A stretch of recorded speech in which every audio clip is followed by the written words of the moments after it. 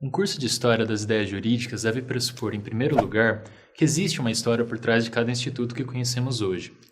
Que pese o direito seja continuamente criado e recriado, podemos afirmar que certas ideias aparecem com relativa frequência e são, por isso mesmo, ideias jurídicas estudadas permanentemente pelos filósofos. Podemos afirmar, além disso, que há fontes suficientes para investigar a maioria desses institutos com suficiente grau de razoabilidade. Veremos, enfim, que por trás das acirradas disputas entre as diferentes escolas e correntes de pensamento, há uma constante ansiedade para responder à famosa pergunta: o que é o direito? Essa é a razão de ser da filosofia do direito. Cabe aos filósofos do direito a reflexão sobre a natureza do direito. Como consequência, a filosofia do direito embasa a ciência do direito. A natureza do direito se revela em questões como: qual a definição do direito? O positivismo jurídico, por exemplo, dá maior realce ao aspecto das normas, enquanto o realismo foca nos julgamentos. Outros podem sugerir que a definição do direito tenha que partir de um conjunto de valores, ou ainda podemos combinar fatos, valores e normas, como na teoria tridimensional. Essas opções de definição têm uma consequência bastante prática. Uma preocupação excessiva com valores pode conduzir a sistemas jurídicos pouco técnicos, com um grande risco para a segurança jurídica. Por outro lado, uma definição limitada ao conjunto normativo pode levar ao desprezo das circunstâncias fáticas ou dos valores envolvidos em cada caso. Veremos, por exemplo, como a doutrina do contrato social transformou a lei estatal na fonte quase exclusiva do direito, ou como a filosofia de Kant tornou a liberdade do indivíduo o bem supremo a ser protegido, de modo que ainda hoje somos norteados pelo princípio jurídico da dignidade da pessoa humana. Podemos afirmar sem exagero que a filosofia do direito está no cerne de toda reflexão jurídica. Toda ideia jurídica tem uma filosofia por trás. É necessário, então, rastrear a origem das ideias jurídicas por meio de uma história da filosofia do direito. Pela profundidade e pela influência que exerce até hoje, devemos iniciar a filosofia do direito na antiguidade grega. Essa importância pode ser explicada pelas condições da vida social e política alcançada nos séculos V e IV a.C. Cada cidadão de Atenas participava ativamente da vida pública, na ágora.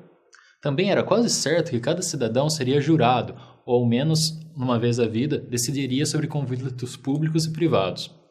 Por isso, o direito era assunto de todos. Tanto a mitologia como o teatro eram cumulados de questões jurídicas. Os filósofos atuavam publicamente e seus ensinamentos tinham um imenso valor na vida das pessoas. O fato de Sócrates ter sido condenado à pena de morte sob a acusação de corromper a juventude com suas ideias é prova disso. Mas antes de adentrarmos nas doutrinas filosóficas, é preciso estudar como o direito surgiu na imaginação grega. Como naquela época não havia as distinções entre direito, moral e costumes, ao tratar de direito estamos nos referindo à totalidade da ordem ética.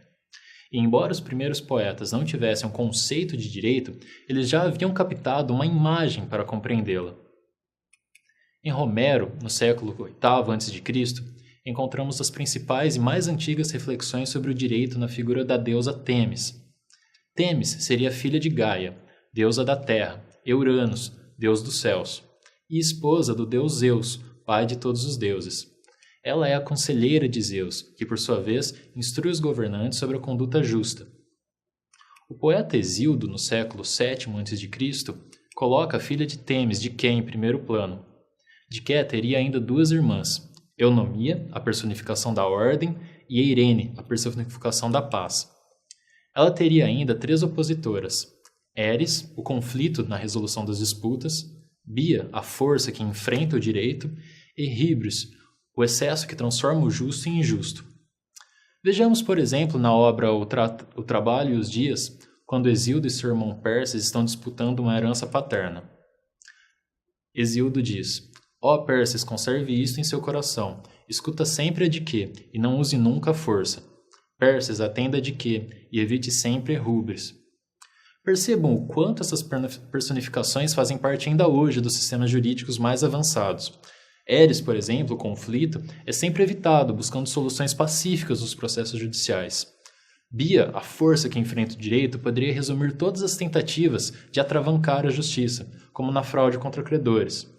Finalmente, Hybris representaria o abuso de direito. Haveria então uma racionalidade por trás da ordem entre os homens, devendo-se evitar os conflitos e os excessos. Esta ordem seria representada por Diké. Convém àqueles que governam uma cidade O apoio é de que, do contrário, recairá sobre ela o conflito irracional das forças naturais, a qual Hesíodo também atribui a Bia. Mas, além esses poetas, Homero e Hesíodo, chegaram até nós as ideias jurídicas de um grande político ateniense, Solon. No século VI a.C., a cidade de Atenas passava por uma intensa crise devido à disputa entre partidos rivais. Solon é então eleito arconte, isto é, um tipo de governador com poderes quase ilimitados para preparar uma constituição que poria fim ao conflito. Sua proposta é descrita como uma eunomia, o mesmo nome dado por Hesíodo à personificação da boa ordem. Os poderes de Atenas tinham de ser balanceados, devendo cessar o domínio de uns poucos poderosos. É a primeira vez que vemos surgir a ideia de leis sociais, as quais o direito deve incorporar à organização do Estado. Para Solon, a boa ordem deveria ser imposta coercitivamente. Haveria uma força legítima da qual o direito depende. A chamada Bia, a força que enfrenta o direito, deveria também ser usada a seu favor. Diké e Bia representariam o direito e sua necessária coercitividade. Constata-se aqui uma inovação. A ideia de que os direitos individuais dos cidadãos não podem existir isolados, mas devem limitarem-se reciprocamente, assegurando a conservação do Estado. O direito administrativo atual recebe influência dessa ideia no princípio da supremacia do interesse público.